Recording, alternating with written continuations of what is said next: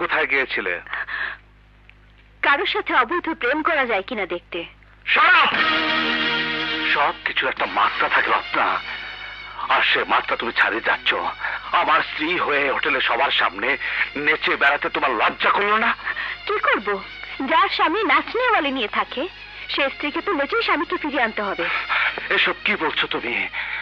ছি ছি ছি ছি, তোমার এত অধপতন হয়েছে আমি আমি ভাবতে পারছি না।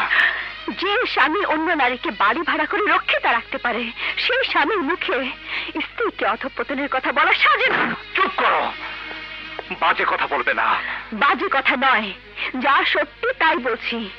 এতদিন আমি স্ত্রীর জেলখানায় বন্দিলাম, এখন আমি স্বাধীন, আর আমার স্বাধীনতাতে বাধা দেবার কোনো অধিকার তোমার নেই। অধিকার আছে, যতক্ষণ না পর্যন্ত ডিভোর্স হয় ততক্ষণ পর্যন্ত আমি তোমার স্বামী, তুমি আমার স্ত্রী।